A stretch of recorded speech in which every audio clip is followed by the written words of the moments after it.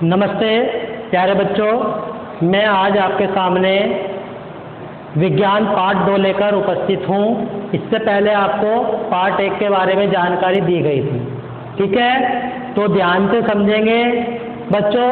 इससे पहले वाला पार्ट आपका क्या था? हमारे आसपास के पदार्थ। तो आपने पदार्थों के बारे में अच्छे तरीके से जानकारी प्राप्त कर ली थी। पदार्थ किसे कहते हैं, कितने प्रकार के होते हैं, किस पदार्थ का क्या रूप होता है, किस प्रकार से आप उनकी पदार्थों की अवस्थाओं को भी परिवर्तित कर सकते हैं।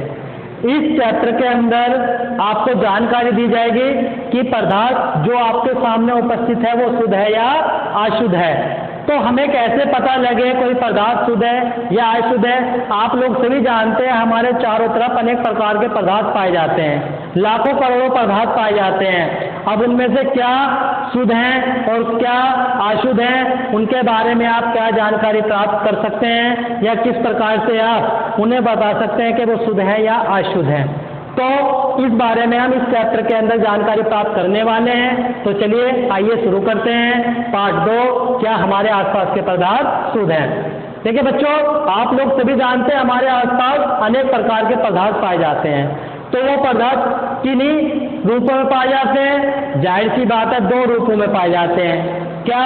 नंबर 1 अशुद्ध पदार्थ और नंबर 2 शुद्ध पदार्थ। तो अब बात आती है कि अशुद्ध पदार्थ किसे कहते हैं और शुद्ध पदार्थ किसे कहते हैं। तो बच्चों, जब अशुद्ध पदार्थ और शुद्ध पदार्थ की बात आती है तो दिमाग में एकदम से ऐसा आ जाता है कि अशुद्ध का मतलब उसमें कुछ ना कुछ ऐसा पदार्थ मिला हुआ होगा कि जिससे वो पदार्थ कैसा हो जाता है, अशुद्ध हो जाता है। और शुद्ध का मतलब यह है कि वो तो शुद्ध है, मतलब उसके अंदर किसी भी प्रकार की कोई ऐसा पदार्थ ना मिला है जिससे वो पदार्थ अशुद्ध बन जाए।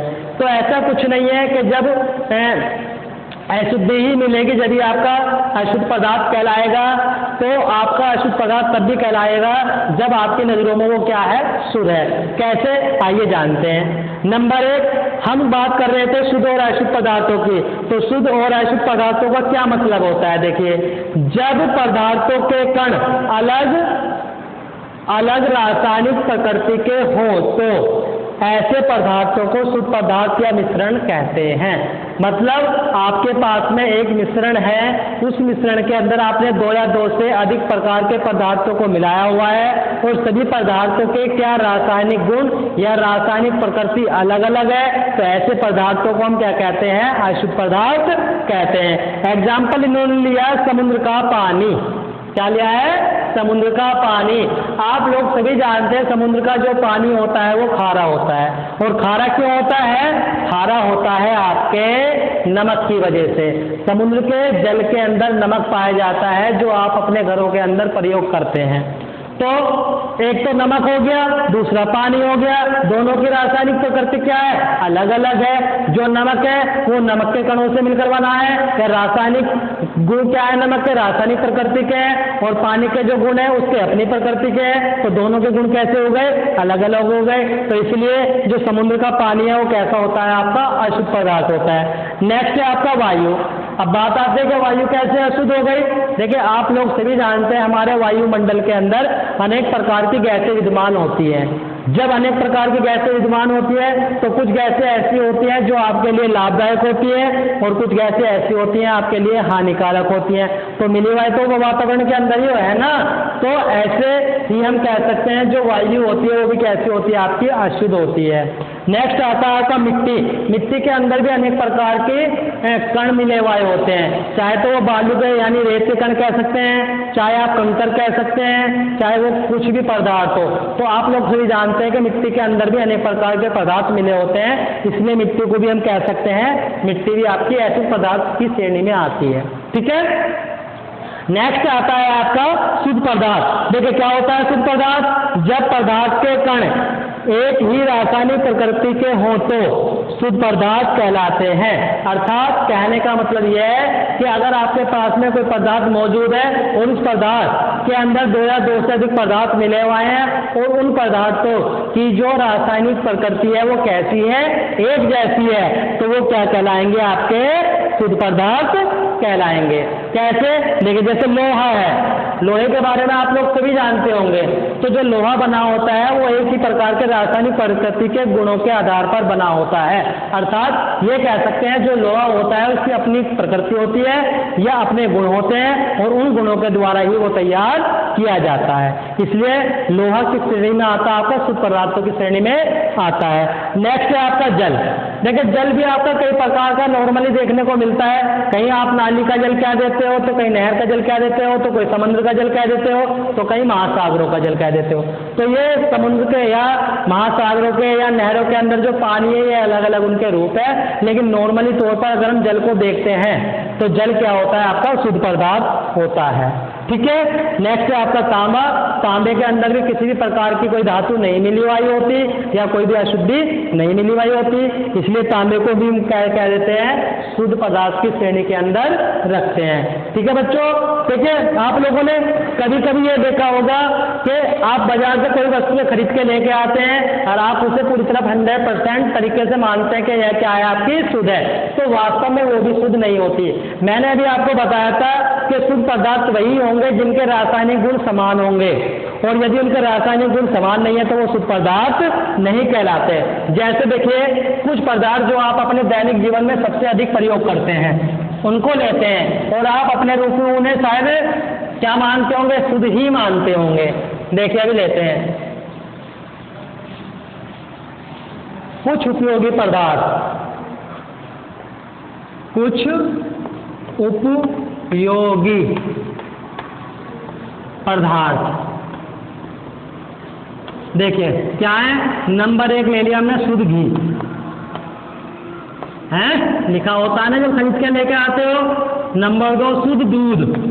कहते हैं कि दूध के अंदर पानी तो नहीं है, और पानी नहीं है तो क्या कहलाएगा? आपका शुद्ध कहलाएगा। नेक्स्ट आप ले सकते हैं शुद्ध क्या? शुद्ध शहद है, शहद। तो आप लोग इनका यूज करते हैं नहीं करते अपने दैनिक जीवन में? बिल्कुल करते होंगे। और शहद का या घी का करें या ना करें, लेकिन दूध का तो अवश्य ही करते होंगे। ठीक है। तो जब आप दूध लेके आते हो या घी लेके आते हो तो उसके ऊपर लिखा होता है शुद्ध देसी घी है, लिखा होता है ना, या शुद्ध डालडा लिखा होता है ना। तो क्या आपकी नजरों में वो शुद्ध है? हाँ बिल्कुल। अगर लिख दिया भाई शुद्ध है तो शुद्ध ही होगा, है ऐसे तो मानोगे? तो बच्चों वास्तव में वो शुद्ध नहीं होता। क्यों नहीं होता? देखिए, जो आपका घी है, घी के अंदर आपका होता है प्रोटीन। क्या होता है? प्रोटीन। और होता है जल, और होता है मिनरल, और होते हैं आपके कार्बोहाइड्रेट।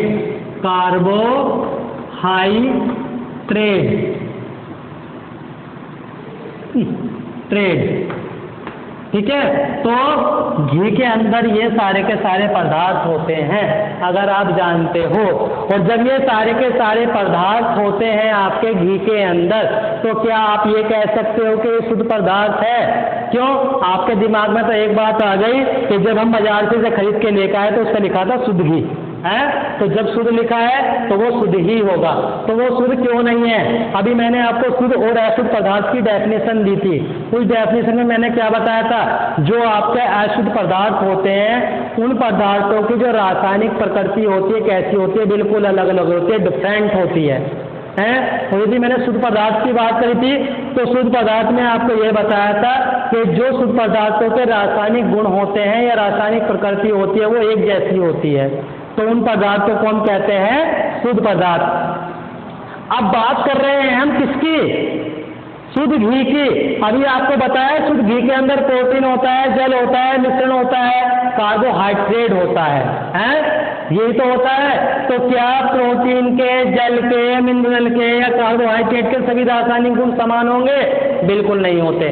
सबके गुण अलग अलग होते हैं। और जब इन पदार्थों के गुण अलग अलग होते हैं तो इसका मतलब क्या होता है कि जो आपका शुद्ध घी है वो विज्ञान की भाषा में क्या है? अशुद्ध है, जिसे आप शुद्ध मानते हो। बात समझ में आई? तो ये कुछ ऐसे पदार्थ हैं जो नॉर्मल तरीके से आप शुद्ध मानते हो, लेकिन वास्तव में वो शुद्ध होते नहीं हैं। कारण यही है कि जो उन पदार्थों की रासायनिक प्रकृति या रासायनिक गुण होते हैं वो अलग अलग होते हैं। ठीक है बच्चों, तो मैं आशा करता हूँ कि शुद्ध पदार्थ और अशुद्ध पदार्थ में आगे से आप किसी प्रकार की पहचानने में गलती नहीं करेंगे। बस आपको क्या देखना है कि जिन पदार्थों को आपस में मिलाया जा रहा है क्या उनके गुण आपस में एक दूसरे से मैच करते हैं। जाहिर सी बात है, अगर मैच करते हैं तो आपका शुद्ध पदार्थ होगा, और यदि मैच नहीं करते तो आपका क्या होगा? अशुद्ध पदार्थ होगा। तो चलिए आइए आगे चलते हैं।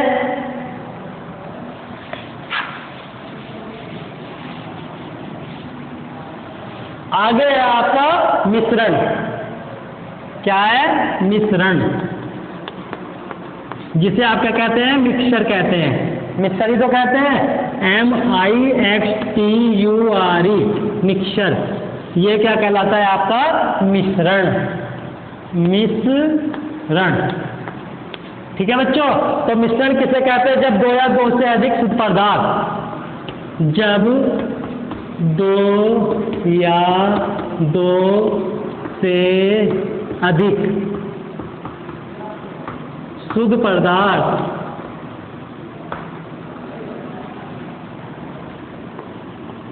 जब दो या दो से अधिक शुद्ध पदार्थ किसी